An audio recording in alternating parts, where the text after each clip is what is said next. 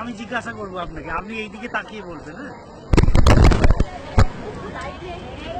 হ্যাঁ, আচ্ছা, আজকের মূল কর্মসূচিটা কি এবং কেন? আজকে প্রণব কন্যার সঙ্গে 47তম বাৎসরিক শিশু উৎসবে আজকে শোভাযাত্রা বেরোচ্ছে। ঠাকুরকে গুরু মহারাজ স্বামী প্রণবানন্দজি মহারাজ তাকে নিয়ে আমরা সকলে বারাসাতের বিভিন্ন স্থানে বিভিন্ন রাস্তায় পরিক্রমা করব। জনসাধারণকে প্রণব কন্যা সংঘ সম্বন্ধে, প্রণব কন্যা সংঘের কার্যধারা সম্বন্ধে, বিভিন্ন যে এখানে কাজগুলি চলছে সেই সম্বন্ধে সকলকে জানানো, প্রচার মাধ্যমে আমরা প্রণব কন্যা সংঘকে তুলে ধরতে চাই। এই কারণে আজকে শোভাযাত্রা। আচ্ছা, আপনারা এখানে মূলত কি ধরনের মেয়েদের রাখেন? তারা কোথা থেকে আসে? প্রণব কন্যা সঙ্গে যে ছাত্রীরা বাস করে এরা বাংলার বিভিন্ন জেলা থেকেই আসছে। এখন নিয়ম অনুযায়ী এই জেলারই মেয়েরা এখানে থাকে, সুন্দরবন অঞ্চল থেকে বেশি থাকে। তাছাড়াও কাছাকাছি যে অঞ্চলগুলি আছে অত্যন্ত দুস্থ, যারা খাওয়াতেই অক্ষম, পড়াশোনাতে দূরে থাক, এমন সব শিশুরা আসে। তার মধ্যে কিছু অনাথ মেয়েরা থাকে যাদের পিতামাতা নেই, দিদিমা ঠাকুমা এরা প্রতিপালন করতে অক্ষম। এছাড়া কিছু আছে যাদের পিতা নেই বা মাতা নেই। আবার এখন বিশেষ করে দেখা যাচ্ছে যে পিতাও ছেড়ে চলে গেছেন, মাতাও ছেড়ে চলে গেছেন। এই ধরনের যে কেসগুলো, এগুলো এখন আমাদের কাছে বেশি আসছে। এই ধরনের ছাত্রীদেরকে আমরা রাখি। আর আপনারা আর কি কি কাজ করেন এখানে? এই ছাত্রীদের বিষয়ে আরেকটি বলছি যে এদের আমরা মাধ্যমিক পর্যন্ত আগে পড়ানো হতো, এখন হায়ার সেকেন্ডারি পর্যন্ত পড়ানো হয়। পড়ানোর পর এইসব ছাত্রীরা যারা বাড়িতে সুবিধা আছে তারা নিয়ে যায় বাড়ির লোকেরা, আর যাদের সে সুবিধা নেই, যারা বিবাহে আগ্রহী তাদের বিবাহ আমরা দিয়ে দিই। তাছাড়া যারা কি কোনো কাজকর্ম করে সংঘের মধ্যে থাকতে চায় তাদের ব্যবস্থা করে দিই, বা অন্যান্য বাইরেও যদি কোনো কাজের সংস্থান করা যায় এরকম ব্যবস্থা আমরা করে দিয়ে থাকি। এইভাবে এই মেয়েদের ভবিষ্যতে যারা তাতে তাদের এক একটা জায়গা তারা প্রতিষ্ঠিত হতে পারে সেই চিন্তন নিয়ে আমরা করি। যেমনকি যেসব মেয়েরা চলে যায় তাদেরও ব্যবস্থা আমরা বিপদে পড়লে, কোনো অসুবিধা হলে।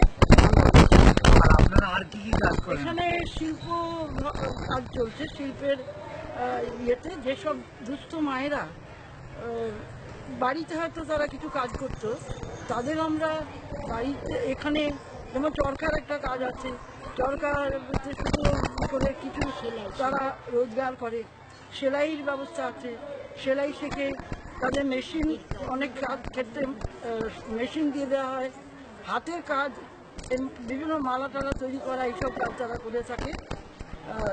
এইসব আছে। তাছাড়া শিক্ষা, আমরা যখন 71 সালে এখানে এসেছিলাম তখন এই অঞ্চলে এখানে কোনো স্কুল ছিল না। তো স্থানীয় লোকেরা আমাদের প্রথম আমরা জমি পাই মজুর নামে, তো সেটা ধানি জমি থাকায় ওই বর্ষাকালে আমরা রিজার্ভ করে এসেছিলাম। এবং যখন আমরা এসেছিলাম তখন এখানে স্থানীয় বাচ্চাদের নিয়ে আমরা রোজগারি শেখানো, এসব গান শেখানো, এগুলো করতাম। তখন স্থানীয় লোকেরা আমাদের বললেন যে আপনারা এখানে শুরু করুন, আমরা সকলে মিলে সাহায্য করি। এবং বাস্তবিকই সকলের সাহায্যে এই প্রতিষ্ঠান এখানে গড়ে উঠেছে। প্রথম দিকে ইট সংগ্রহ করা, যখন ব্যারাকপুর রোডে প্রচুর ইট খোলা ছিল, সেই আমরা সাথে সাথে যেতাম, এরা ইট সংগ্রহ করা, তারপরে দরজা জানলা সংগ্রহ করা, এই ধরনের তারা অনেক সাহায্য করেছেন। এমনকি প্রথম যে জমিটা আমরা জটকাতে গিয়েছিলাম সেখানেও স্থানীয় লোকেরা তারা 2,000 টাকা কালেকশন করেছিলেন। আমরা আমাদের যারা এসেছিলাম প্রথম দিকে কিছু যা হাতে চুরি ছিল এগুলো বিক্রি করে 1,000 হয়েছিল।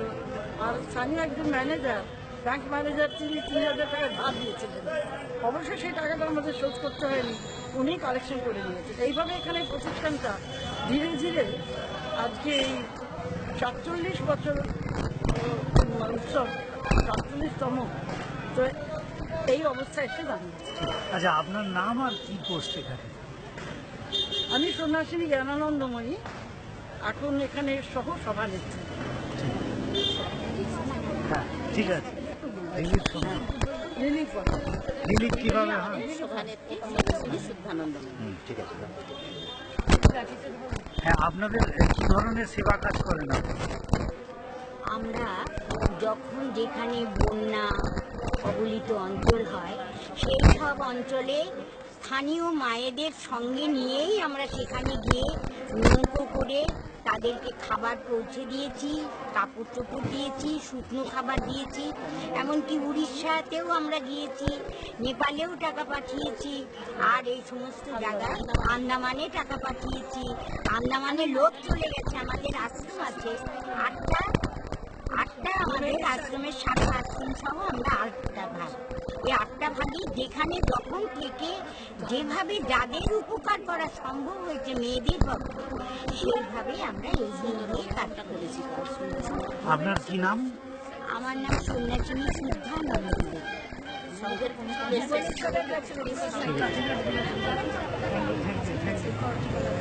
ওটা আমাকে দিন।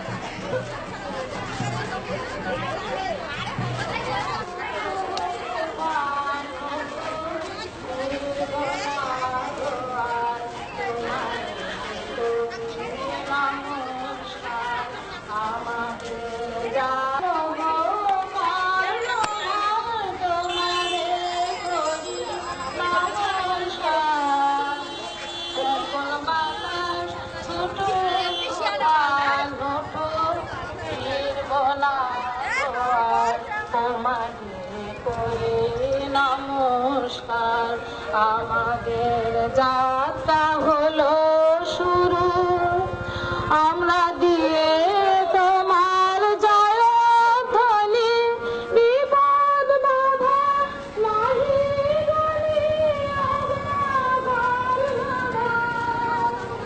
আমরা দিয়ে তোমার